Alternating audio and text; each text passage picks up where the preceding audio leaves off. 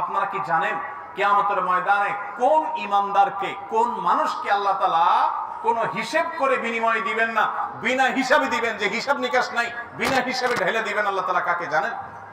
একমাত্র ব্যক্তি সবরকারী, যে অসুখে সবর করেছে, বিপদ আপদে সবর করেছে, মানুষের কটুকতায় সবর করেছে, অসুখ বিসুখে সবর করেছে, মুসিবতে সবর করেছে, ধৈর্যের পাহাড় হয়েছে, ধৈর্য ধারণ করেছে, সবর করে ঢোক গিলেছে, সবর করে নিজেকে নিয়ন্ত্রণ করেছে, কোনো কষ্টে হাহুতাশ করে নাই, নাশকরি করে নাই, আল্লাহর কুফরি করে নাই, গালিগালাজ করে নাই, মুখ খারাপ করে নাই, ভাঙচুর করে নাই, নিজেকে নিয়ন্ত্রণ করতে পারছে, ধৈর্য ধারণ করতে পারছে, ধৈর্যের ঢোক গিলতে পারছে যে ব্যক্তি, এই ব্যক্তি সম্পর্কে আল্লাহ বলেছেন ইন্নামা ইউওয়াফাস সাবিরুনা আজরাহুম বিগাইরি হিসাব।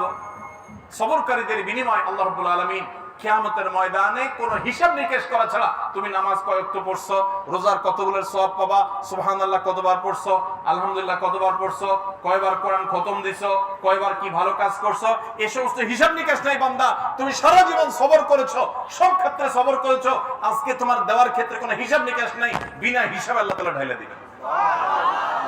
সবর করবো তো ইনশাআল্লাহ। বাংলা একটা প্রবাদ আছে, সবুরে মেওয়া ফলে, সবুরে মেওয়া ফলে। মেওয়া মানে বুঝেন? মেওয়া মানে ফল।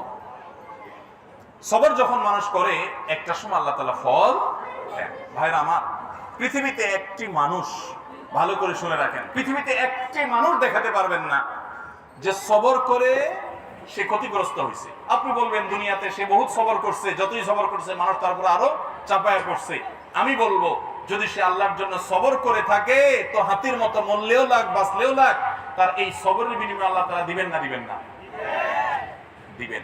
আর বেশিরভাগ ব্যক্তি সবরের ফলাফল দুনিয়াতেই দেখে যায় ভাইরা আমার। আর যে সবর করে না, আপনার ধরেন একটা অসুখ বিসুখ হয়েছে, আপনি এখন গালিগালাজ করলেন, আপনার একটা বিপদ হয়েছে, আপনি আল্লাহকে, ফেরেশতাদেরকে, আশপাশের মানুষদেরকে গালিগালাজ করলেন, মুখ খারাপ করলেন, ভাঙচুর করলেন, তাতে কি আপনার বিপদটা দূর হয়ে যাবে? আমার কথা কি বুঝতেছেন?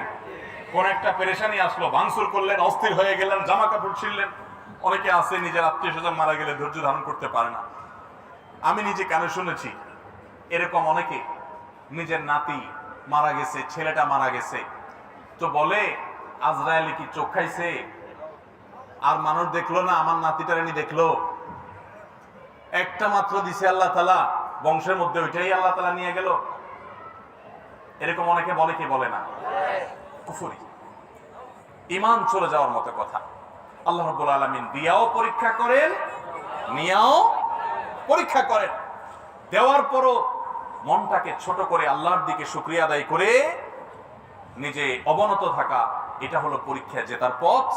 আর আল্লাহ যখন নিয়ে যান তখন সবর করে ঢোক গিলতে পারা, এটা হলো সবর। আল্লাহ আমাদের সবাইকে তৌফিক দান।